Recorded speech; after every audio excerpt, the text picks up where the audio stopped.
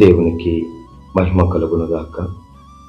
ఈ దినం దేవుని వాక్యం, నీ వాక్యమే నన్ను బ్రతికించినది, నా బాధలో ఇదే నాకు నెమ్మది కలిగించుచున్నది. గమనించినట్లయితే కనుక భక్తుడు సెలవిస్తున్నాడు, దేవా నీ వాక్యమేనయ్యా నన్ను బ్రతికిస్తుంది, నా సకలమైన బాధలన్నింటిలో నుంచి అదేనైనా నన్ను ఆదరిస్తున్నది అని భక్తుడు సెలవిస్తున్నారు. నిజముగా గమనించినట్లయితే కనుక దేవుని యొక్క వాక్యము మనల్ని నిజంగా బ్రతికిస్తుంది. ఎలాగనంటే యేసు ప్రభువు చూడండి, తాను లాజరు చనిపోయిన తర్వాత ఆ సమాధి దగ్గరికి వెళ్ళి అని పిలుస్తున్న, లాజరు బయటికి రాని వెంటనే చనిపోయిన లాజరు అలాగే బయటకు వస్తాడు.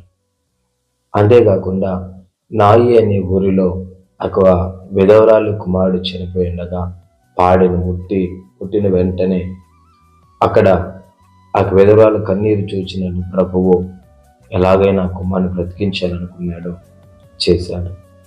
ఎందుకు ఈ మాటలు చెప్తున్నానంటే, నిశ్చయముగా దేవుని యొక్క వాక్యము ఒక వ్యక్తిని బ్రతికిస్తుంది.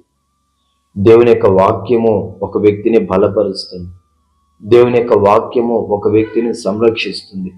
దేవుని యొక్క వాక్యము ఒక వ్యక్తిని నిశ్చయముగా తను మరణించాలనుకున్నా కూడా ఆ వ్యక్తిని ఇంకా అనేక సంవత్సరాల పాటు సజీవ లెక్కలు ఉంచగలిగేది ఏదైనా ఉందన్నదా అంటే అది కేవలము దేవుని యొక్క వాక్యం మాత్రమే. కాబట్టి అటువంటి సజీవమైన గొప్పదైనటువంటి దేవుని యొక్క వాక్యాన్ని నువ్వు మొదటగా నమ్ము. దేవుని యొక్క వాక్యాన్ని నువ్వు నమ్మినట్లయితే గనక ఆ వాక్యము నీ ఎడల కార్యం చేస్తుంది. నువ్వు దేవుని యొక్క మాటను నమ్మి విశ్వసించినట్లయితే నిశ్చయముగా నీ జీవితంలో అనేకమైనటువంటి అద్భుతాలను చూడగలుగుతావు. నిన్ను బ్రతికిస్తుంది, నిన్ను బలపరుస్తుంది, నిన్ను సంరక్షిస్తుంది, నిన్ను నిలవబెడుతుంది. నువ్వు సోలుపోయిన ప్రతిసారి కూడా నిన్ను నిశ్చయముగా నిలవబెట్టేది ఏదైనా ఉందంటే అది కేవలం దేవుని యొక్క వాక్యం మాత్రమే. కాబట్టి గమనించండి ప్రేమైన దేవుని జనాంగమా, వాక్యానికి ఎంతైనా ఒక శక్తి ఉన్నది.